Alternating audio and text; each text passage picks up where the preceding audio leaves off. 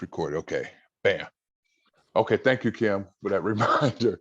All right, so with that said, I know we're going to introduce our police chief, Wally Hebish, but before I do that, I wanted to have Pastor Larry Ginn kind of set a tone and a context for us. So please, I'm going to turn it over to Pastor Ginn, and at this time, please welcome him. And those that can just say, hey, welcome, Pastor Ginn. We met you in Long Beach. It's good to see you. Good. I didn't see everybody clap. What's up with that? Oh, let's try that again, everybody. Just pretend you're clapping. You know, you get. You know. Well, first of all, it's good to see some familiar faces. I've been gone since 2020 in Arizona. So if anybody gets mad at me, let me know. It gives me time to prepare because it's going to take you 5 hours to drive, an hour and a half to fly. So, but I'm glad to be here and good afternoon. And we welcome everyone to this important gathering. To Chief Wally Hebish, we thank you in advance for taking time out to share what you can share with this special group of faith-based leaders. Thank Pastor Saunders for getting this informative session in a timely manner. Far too often, the community has to wait months to get firsthand information to feel something is or is not being done to ease our anxiety about what we all just experienced. I'm sure law enforcement officers around the country were in some way impacted by the actions of the death to Tyre Nichols from police officers. But police officers now have to compartmentalize their emotions to do their jobs. Now, just before we give this time to Chief Wally Hebish, I want to hear this right now and hear from probably, we're only going to hear from a few people probably because we don't have much time to have everybody chime in. So after the chief finishes and we open it up for brief questions or comments, we probably won't hear from everyone, like I said, so please write your questions or your comments in the chat section, and hopefully it can be addressed today or another time. Also, please identify yourself by name and what organization you represent. Some of you will be able to share online, so here are the ground rules. Okay, you guys gotta listen carefully to the ground rules, okay? Because we have a short period of time, you have 60 seconds to speak. 60 seconds, so you gotta formulate whatever you're gonna say in 60 seconds to speak. Since this is not the Grammy or the Academy Awards, you won't hear no music. We're gonna let you know your time is up at 65 seconds because you'll be muted. Okay, so if you don't get mad at me, so you're gonna be muted. So just letting you know in advance. Now, I believe it's important to share from a mental, emotional, and natural state what happens to all of us when we experience grief, crisis, or trauma. Now, I'm not going to get so clinical that we lose sight of why we're here. However, it's important to know that we and the community we serve are experiencing a great deal of anxiety based on not just what just recently happened, but what's been happening far too much. First of all, many of you probably know as leaders, as practitioners, first of all, grief, it's a loss and it produces a loss. And an ache, an emptiness, and a sadness. You know, that's just how we experience a loss. And a crisis throws us off balance and into a state of panic and confusion. Panic and confusion. And trauma is a wounding, physical, psychological, or emotional. Because this type of trauma happens all too often to people of color, it's more difficult for these communities to believe that something positive is being done to stop this type of behavior towards our communities. In fact, we tend to experience grief, crisis, and trauma all at the same time. Now, I don't know about any of you, but I have a genuine concern that there's a generation of young people, and not just people of color, that are losing hope that things will change when it comes to police brutality and community policing. I personally have been counseling and coaching a number of these young people, and they're emotionally charged to deal with the truth. So in order for us to reinvigorate our vision of prevention, protection, and partnership, we must continue to reconnect, connect through healthy and positive communication. And I think what we're doing today is very good. Communication is so important because if there's nothing to communicate, whether it's good, better, and different, we're just guessing at how we want to feel and how we want to respond to everything. That's what builds positive and sustainable relationships is the constant communication. So I only want to take a brief 2 or 3 minutes, actually 4 minutes, to kind of share that with everyone before we introduce the chief. And so I hope that everyone is paying attention to what's being said, and I'm sure there's going to be more dialogue and different types of sessions to kind of communicate and get our bearings on what has to be done, what needs to be done. So without further ado, let me introduce our chief, Wally Hebish. Please take it away, Chief. Thank you, Pastor Ginn, and thank you, Pastor Sanders. Thank you all for having us here today. Obviously, this is a very sensitive topic and one that is extremely important. And the importance of this is such that I have my entire executive team on this call with us. And if you would allow me just a moment to introduce all of them, and they can tell you where they work, and then I'll give some additional comments if that's okay, Pastor Sanders. Does that work for the agenda? All right, we'll start with Deputy Chief Gerardo Prieto.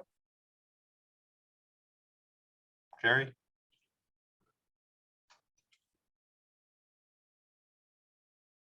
You're on mute.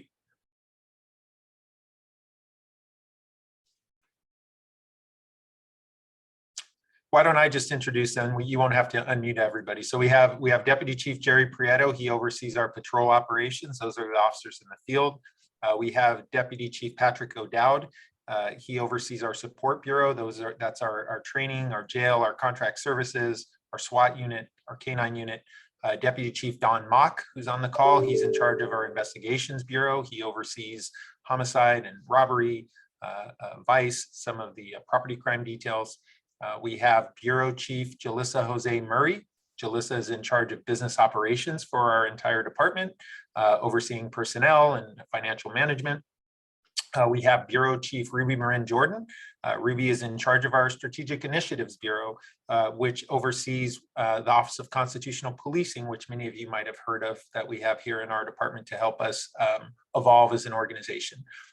We have my Chief of Staff, Commander Mike Solomita, who runs the day-to-day staff operations here out of our office, and the Administrative Operations Officer, Julie Bedard. And I think Julie's on here, but Julie helps with the day-to-day operations at the administrative level for the department. So I thank you for having us. I'm looking forward to this conversation. Pastor Sanders and I have had some interactions, and when I was asked to come and speak, I was happy to do so, and I'm glad to know that you want to hear from me. But more importantly, I want to hear from all of you. That's part of relationship building and the foundation of what this police department is about. So let me start with what we're here to discuss, and that is what happened in Memphis. And unfortunately for this country and this profession, that's not the first time we've seen something like this happen. And I can tell you, I'm conflicted on how to talk about this because it is so heavy on all of our hearts. And when we saw that video, I spoke out to the community. And typically what happens when you see something like this is a lot of let's wait and see what happened. Let's get the whole story. Let's wait and see what the circumstances are. Well, I think it's pretty clear to everyone that the circumstances don't really matter. And what we saw goes beyond a profession. It goes beyond policing. It's basic human decency. It's treating people with dignity and respect. And I was disturbed and I was appalled and I was saddened. I was saddened by what happened to this young man and what his family was going through. And I was saddened by the impact that it would have on the employees that work here in this community. They are this community. Our employees at the Long Beach Police Department are this community, as are all of you. And I was saddened by that as well, and thinking about how much more difficult it was going to become to do the job that we do to provide the excellent service we strive to provide in this community. So I want to start with that. I'll also say that what we saw does not represent what the values and the principles of the Long Beach Police Department. And Pastor Sanders spoke a little bit about Sir Robert Peel. And when you're talking about Sir Robert Peel, I mean, we're going back to the 1800s, but he is considered, you know, the father of community policing. And he has some great principles, but community policing is fluid. It's always evolving, and it has to change, and it has to match the community that you serve. It has to match the community that you're sworn to protect. And so when we talk about community policing, we talk about those core principles, but we also talk about the future and what we are going to do to ensure that we're serving this community in a just, fair, and dignified way, treating people with respect, and treating our own employees with respect. So there's a variety of areas we can cover as it relates to the murder of Tyre and what we all witnessed. And I'm happy to talk about all of those, but know that this department believes in robust, diverse training. We believe in community policing. We believe in addressing issues straight on, being accountable and being transparent. But I go back to how I started. Training is necessary. Training is wonderful, but having respect and treating people with dignity and treating humans as humans, that goes beyond training. That goes beyond training. That is it is a basic human principle that all of us must have, including police officers. So anyway, I wanted to share that with all of you. And again, I'm glad to hear that the community wanted to hear from me. And I'll reiterate that, you know, more importantly, I'd like to hear from all of you, and I'm happy to answer any questions you may have. So thank you for giving me the time. And I'm sorry, Pastor, again, that was well over 60 seconds. I apologize.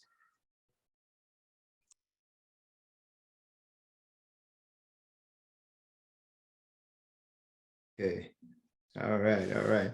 Well, thank you. Would we want to hear from the other rank and file to get their view on what their experience as well, and then we can kind of open to the questions, maybe to the respective commander, if you will. Can we do it that way, or?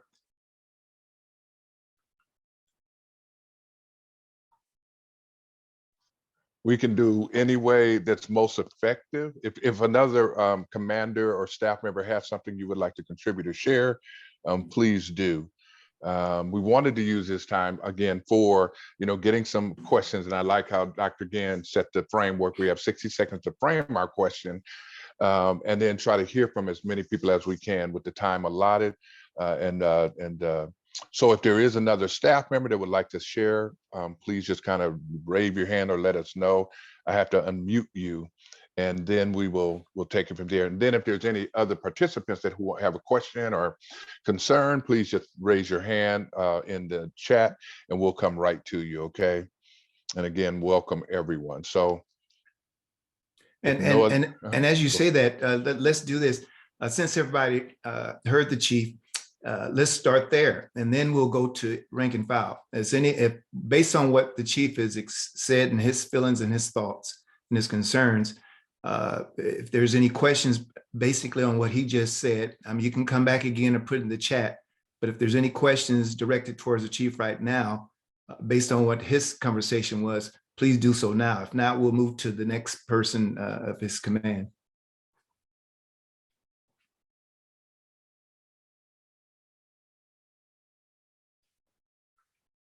Okay, so everybody's, are either that, we got one? Okay, very good.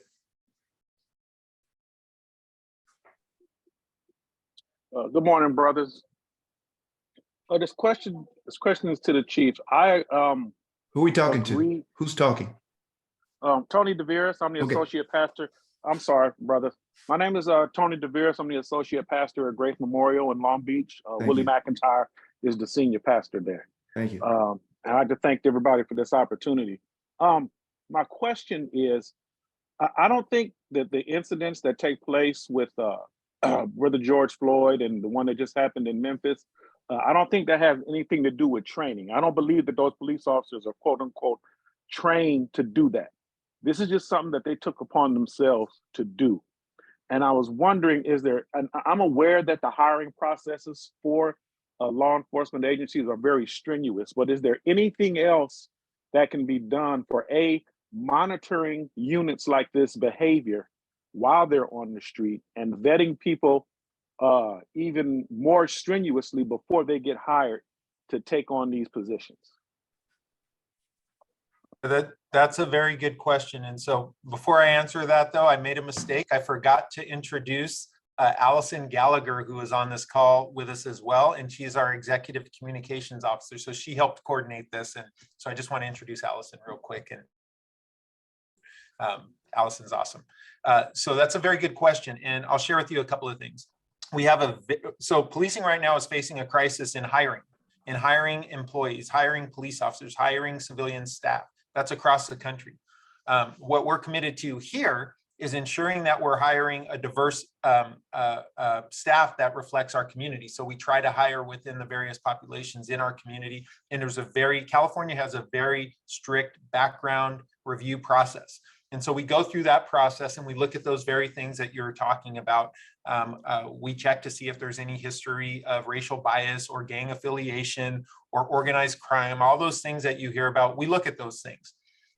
In addition, there's a phenomenon that happens and I've worked a variety of small units in my career, but when you work a small specialized unit, you become very close and tight-knit. And if you don't have aggressive and engaged supervision in that unit, it can lead to things that are not good.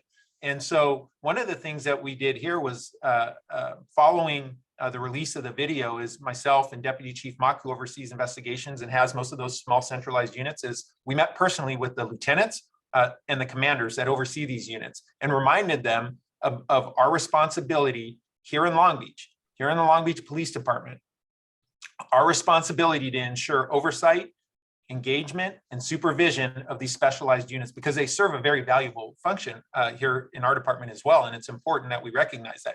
But you have to stay on top of that, and you have to make sure that your supervisors are engaged in what they're doing. I don't know about the unit out there and what level of supervision was involved, but I can tell you here that from myself on down, we hold the leadership accountable. And if those units are doing things and not being corrected by supervisors and lieutenants and sergeants and commanders and deputy chiefs and ultimately myself, then we're accountable for that. So you have to be very engaged in what your staff is doing. And that's something we believe in here.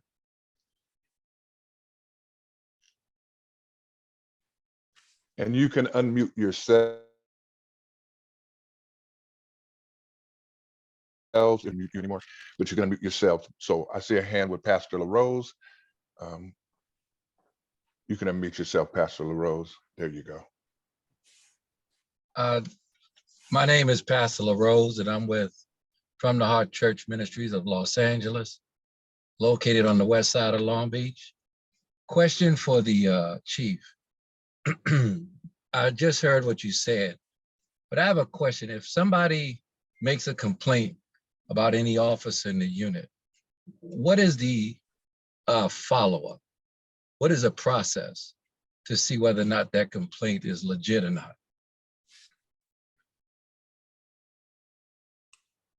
Good question. So that it wouldn't matter if you're a specialized unit or if you work out in the field as a call for service officer. We have an internal affairs process that whenever a complaint is filed, it's investigated.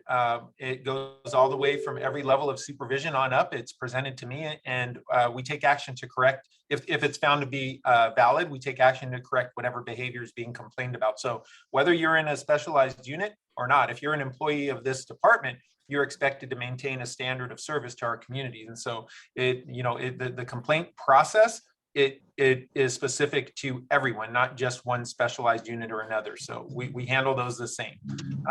One of the other things that we utilize is an early intervention program. So supervisors have data or metrics on their team and various sets of information to help guide performance of the employees that work for them. And that's something we just onboarded about a year ago that our supervisors utilize to make sure that if they have outliers or somebody is an anomaly in the area that they work, that they can address that and help correct behavior before it becomes problematic. So there's things that we do to ensure that we're putting our employees on a path for success and keeping our community safe. I get out of a 1 out of 10, I get about a 2 on introductions, because I also left off another one of my deputy chiefs, Deputy Chief Tyre Burford, who oversees our Collaborative Response and Engagement Bureau. His bureau was we just created that bureau last year, and it's specific to community policing, community engagement, relationship building, collaborative responses. You'll see a variety of different units assigned to that bureau, officers on bicycles and quality of life officers, mental evaluation team. So I apologize, but that's everyone, I think, this time. My staff keeps growing.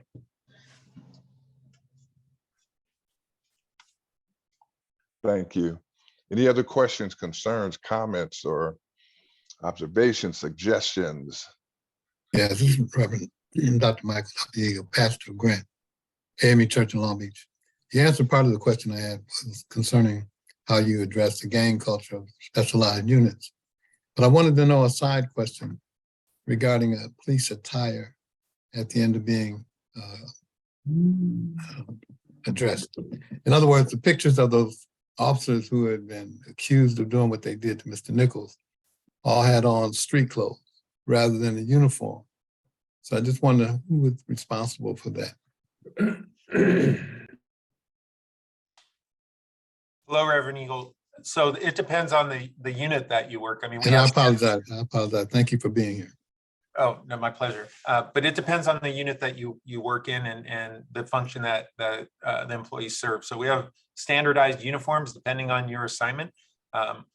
There are times where, you know, engagement with the community involves wearing a softer uniform, or the uniform that I wear has a message that it sends. Well, I'm sorry. Let me say this, a subliminal message. When those officers were accused and their pictures flashed on the television screen that these are the officers that did what they did to Mr. Nichols.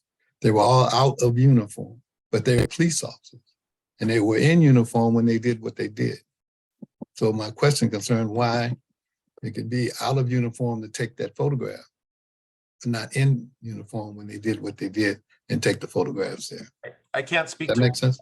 Well, I'm having difficulty following because I can't speak to why they weren't wearing uniform. I don't know why they weren't wearing a uniform.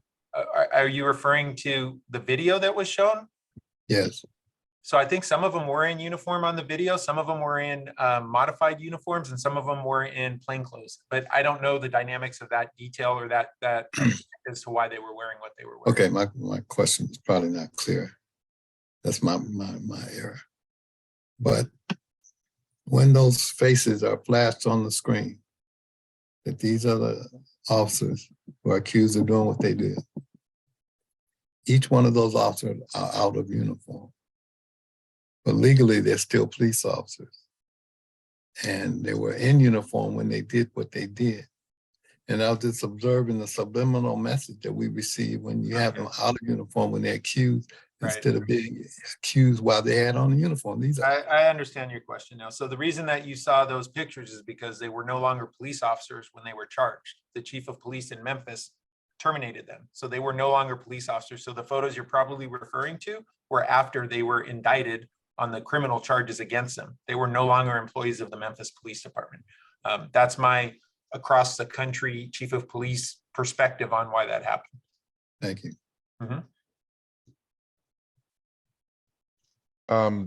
Pastor Reed. Thank you so much. You can unmute yourself. Yeah. Thank you so much. Thank you for being here, Chief and rest of staff.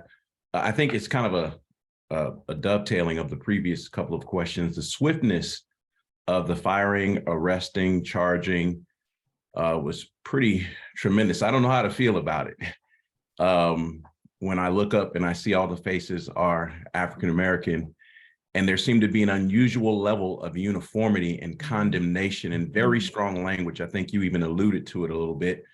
One part of me feels hopeful about that, but I can't help but have this little piece that says it seemed to come a lot quicker and a lot easier, considering potentially they were all African-American or officers of color, as it were. I'm just curious to know if you have any insight on protocols in this sort of situation. God forbid something like that happen in our city. But how do you see the process of handling these kinds of situations? I guess, again, on one hand, I feel good that maybe it's being managed. You know, it happens on the 7th, and then by the 27th, all of these steps have taken place, and then footage is released. It just seemed to be very well executed, if I can put it that way. Would you just speak to that? And then second part is the complaint patterns. Isolated complaints, I'm sure, you know, are what they are, but I'm wondering if there's a system that would aggregate and isolate potentiality for patterns around certain individuals and or groups, and how does the police manage that process? Thank you so much in advance. Thank you. That very, very insightful question, and a lot in that question in terms of the reality of what you're talking about. Because if you look at the Memphis police chief's actions, one day it was praise, the next day it was condemnation, and it's for the very things that you're talking about. Did this happen this quickly because the officers were Black? That's one of the questions. Did this happen so quickly because the Memphis chief learned from past incidents involving excessive force and tragedies? That's another question. Those are things that I don't have the answer to. I can tell you this, that all of those are valid questions. And those are questions that you're asking yourself, but we as the Long Beach Police Department ask ourselves those very same questions. We talked about that, is, okay, this took a different path than we've seen in the past. This also, you saw a response from police chiefs across the country, myself included, with a very swift or a very quick response to the video and what happened. A lot of that had to do with the fact that they shared so much information up front. The only thing I would say is keep in mind that from state to state, laws vary, and there's certain protections in place in California that don't exist in other states. So here there's a police officer bill of rights, there's legislative guidelines that we follow. There's a variety of issues and laws that mandate how we release video, and what we're required and what we can and cannot do, what we're required to do and what we can't do.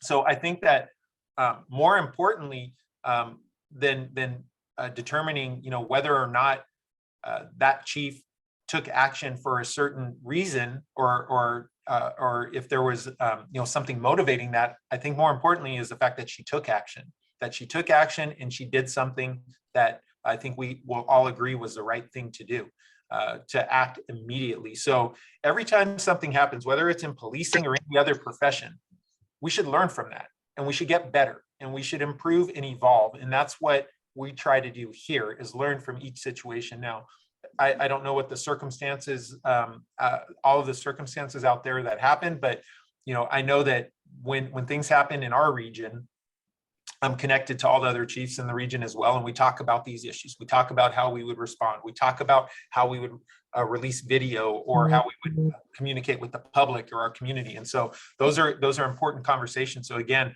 I think just the fact that you're thinking about that and we're thinking about that is a testament to Long Beach and to the people in the city and the police department that's here to serve you.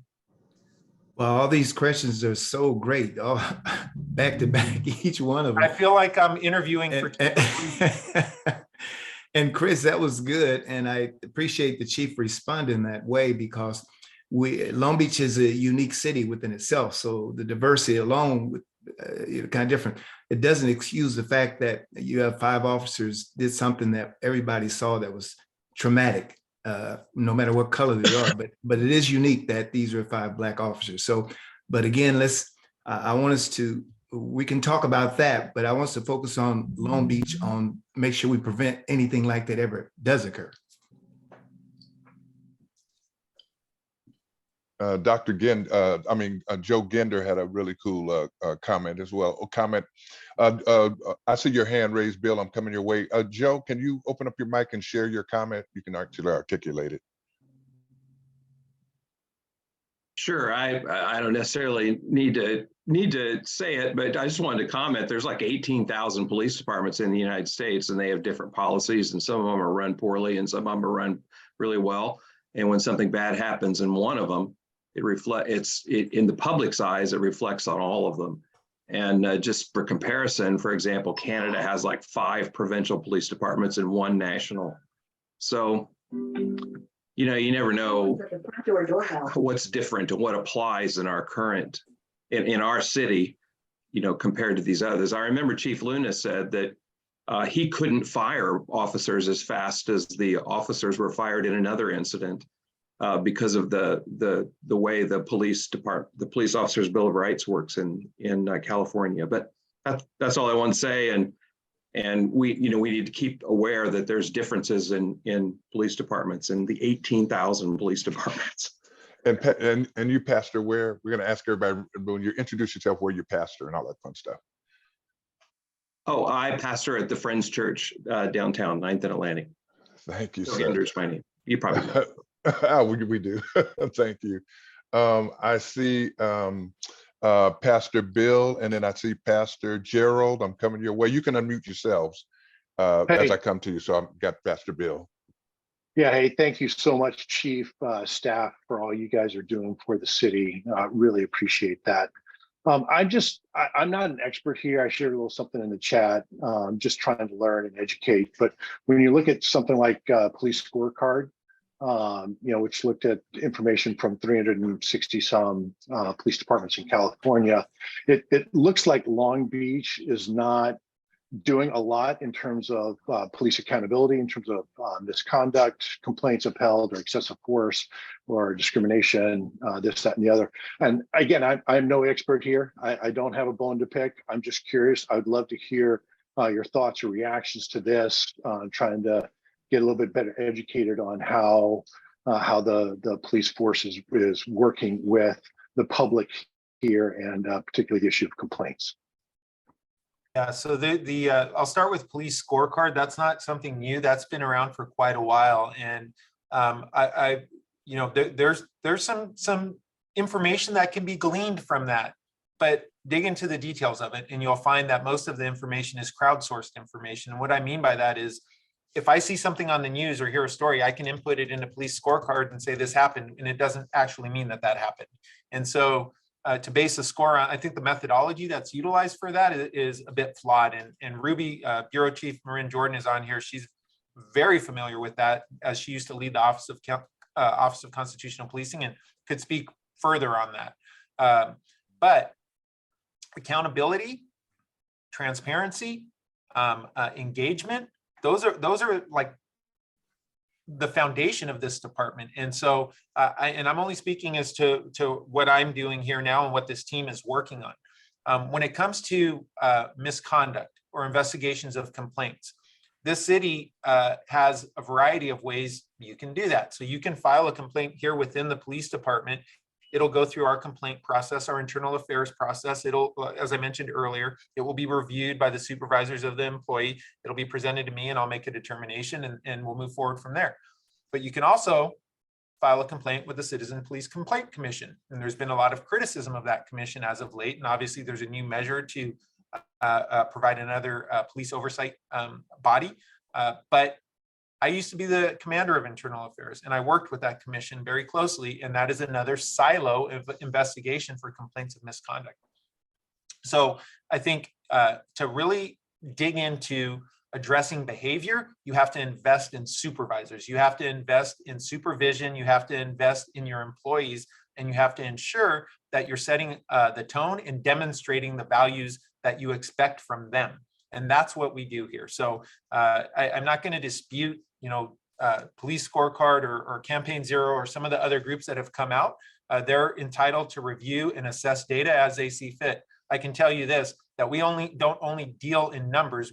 This is police service is a people business. We deal in people and feelings, and we are all human, and we take that into account when we look at our employees and when we engage with the public. And I think that's the goal, is to treat everyone with dignity and respect and keep this community safe. And also, there's criminal statistics, there's crime, but it's not just about the absence of crime. We're also looking for that feeling of safety and that feeling of just policing. Whenever I go and speak to the community, I don't hear, when I'm out in public speaking to different community groups, they don't say, we don't want you here. They say, we want you here. We want more policing, but we want good policing. And that's what we try to strive to provide.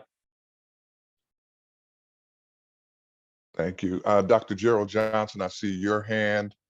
And then Pastor Kopp will come to you. You can just unmute right after Pastor Johnson, okay?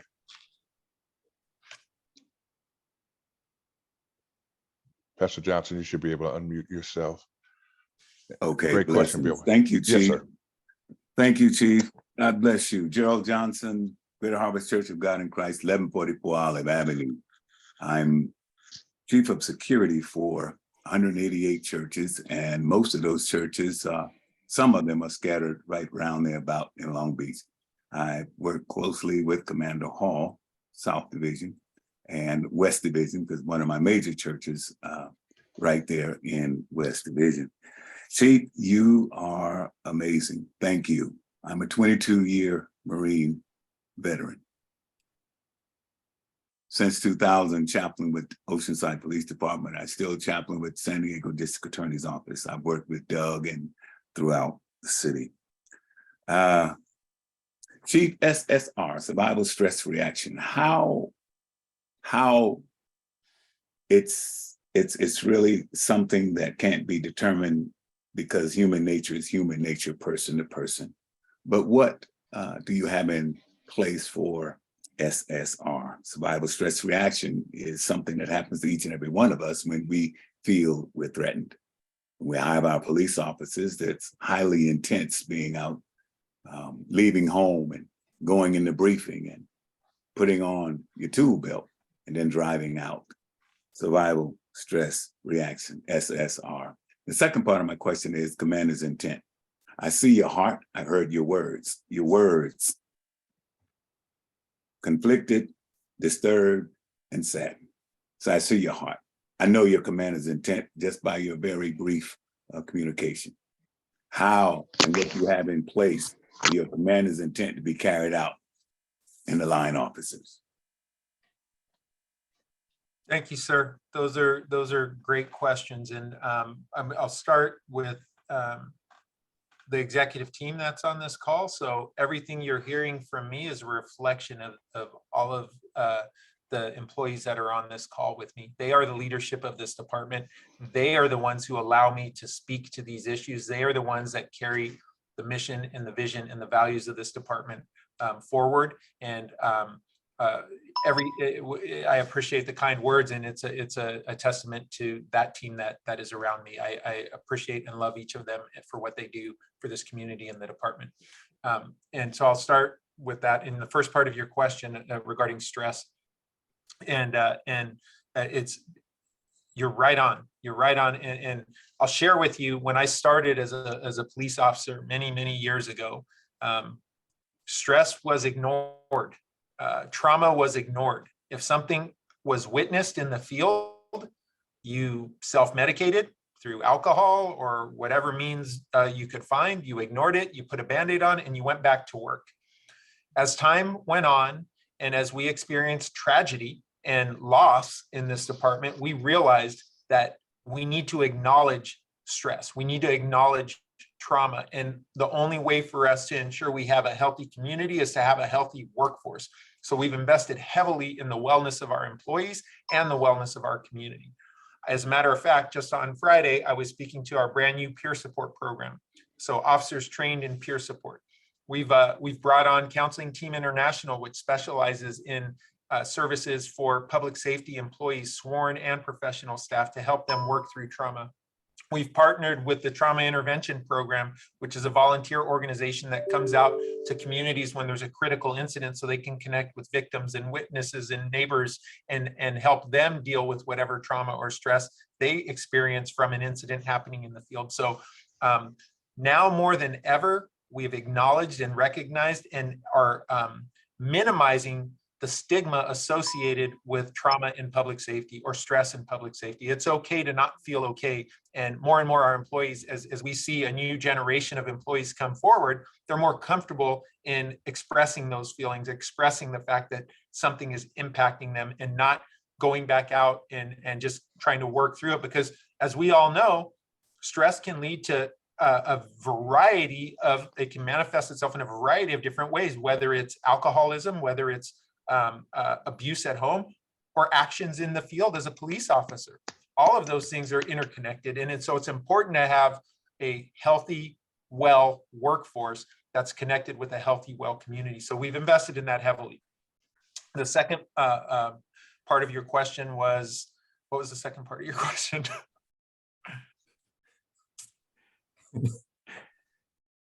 Excellent, excellent, Chief. You're doing great. Commander's intent.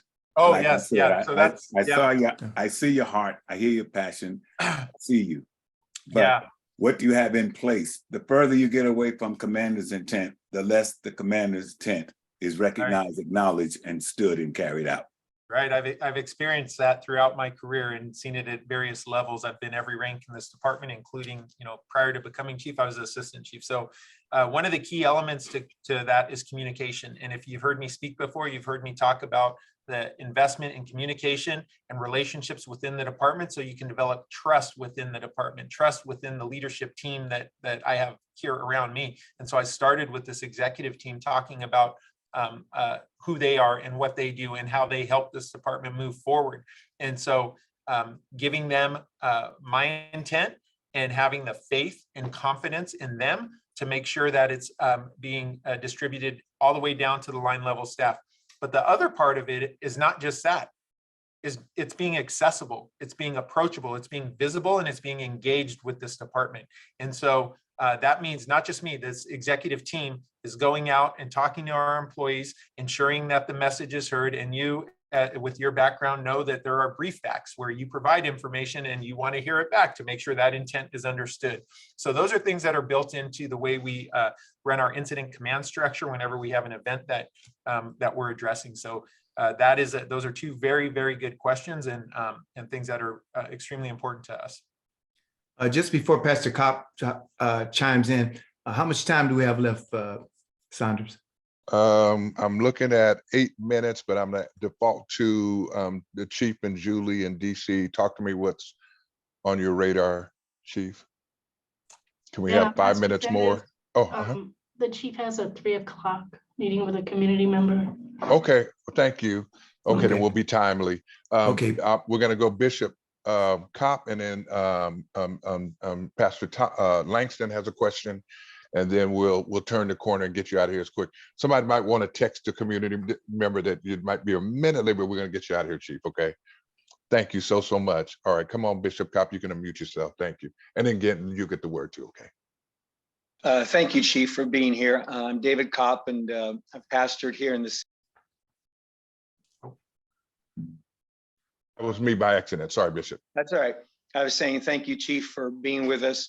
I'm David Kopp, and I've pastored here in the city and lived here for 60 years. And as I was thinking about these situations and looking, and obviously it's been on our hearts for many, many years. And one of the things that I'm aware of is that these are flawed humans interacting with other flawed humans, and it's not just a systemic issue. Deep-seated internal issues cannot be trained out. They have to be managed by us. And I'm aware that there's 3 components. There's the policing component, there's the community component, but then there's the environment that is so combustible. There's angst in the environment, and things can trigger so fast. And my question to you is there a daily way that the environment, at least from your end, the policing, can be mitigated or helped or reminded, as opposed to just weekly or monthly briefings? Is there some way where the officers, as they go out, are reminded about the values and the principles, so that it doesn't build up into a place where it just explodes? But I'm just wondering, to what level is there a consistent, regular, and even daily way to manage the internal realities of our officers that serve? Thank you.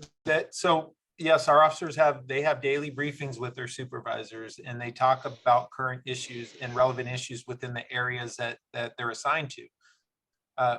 But even more than that, they are reminded of the community policing foundation that we have in this department. And so we've launched a few different programs to teach our officers how to engage with the public outside of their normal day-to-day task. For example, if you're assigned to work emergency response or calls for service, we've looked to find ways where we can take you out of that role and allow you to work in the neighborhood that you patrol without an emergency response. We have a program called Neighborhood Walks, which you may be familiar with, where officers are out and about and engaging residents in their community. They come in on the days off where they're not handling calls for service and building relationships, meaningful relationships.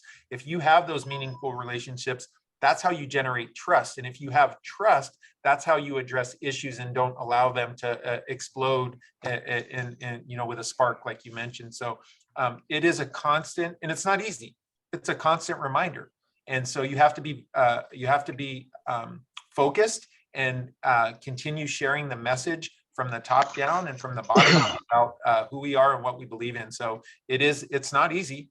We need to remind ourselves often, make sure that we're sharing the message, make sure that we're supporting our people, make sure that they know what their role is in this community as part of this community. And so it's a ongoing assignment that we can't stop.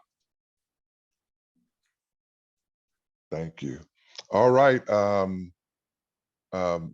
Thomas, you're next. And then I'm going to let Pastor Ginn kind of close us out. And then you can unmute yourself, Thomas. And then I've asked Pastor Eric Marsh, my brother, to close us out. Okay.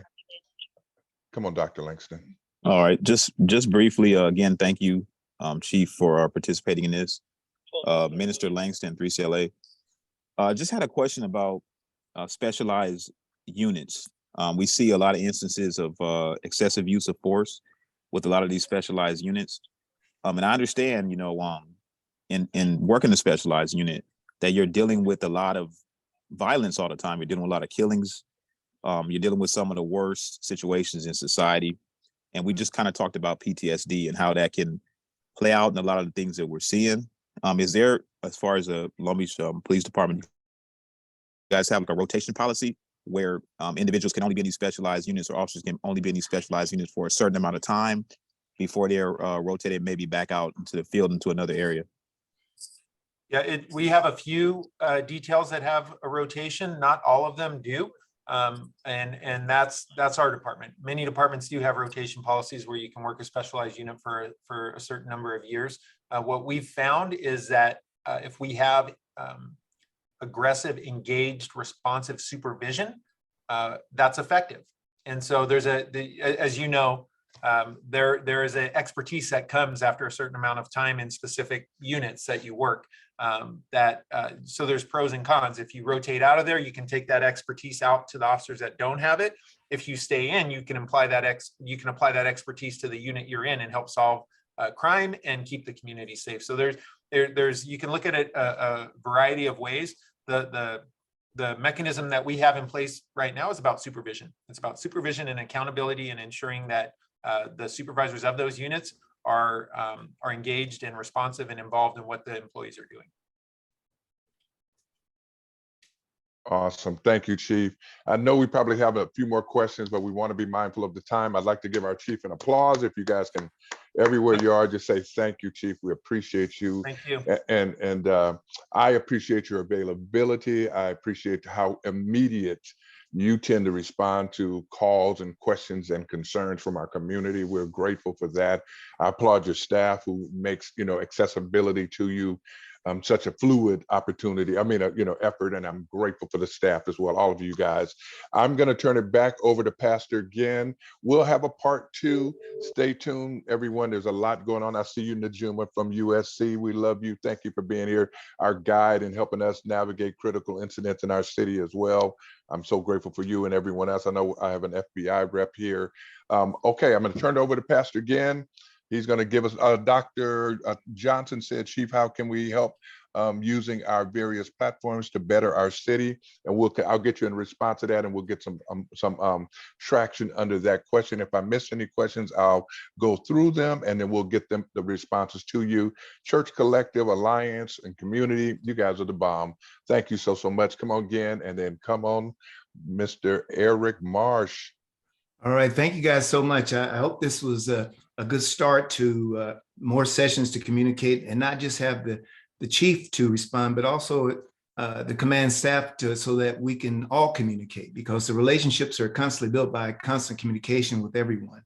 And so I thank you for that. And by the way, you guys did beautiful, not going over 60 seconds. Of course, some of you, I don't want to mute you, the first time you go for 60 seconds this time, but next time you get muted, okay?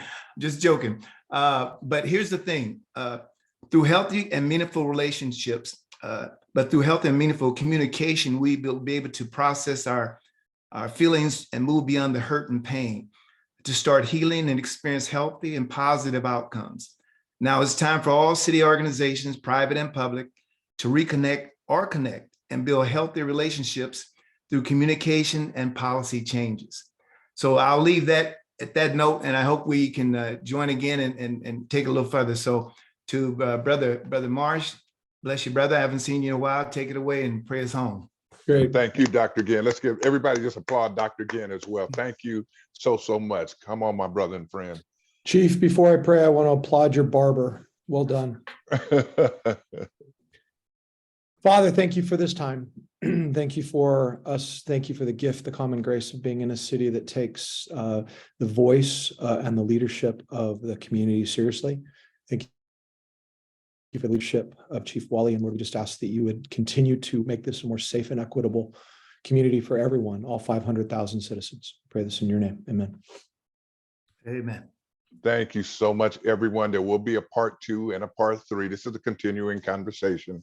So thank you for taking the time to join us. We love you all. We'll see you soon. And thank you, Chief and staff, as well as our faith-based community. Thank you. And Dr. Ginn, I appreciate you. Love you, man. Thank everybody, Cobb, Kevin, Kim, all you guys. Love you all, man.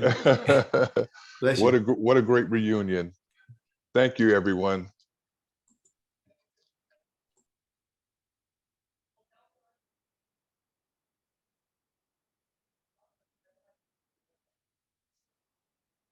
All right, Langston, I see you, bro. Great question. Thank you. Good seeing you. All right, I'll talk soon.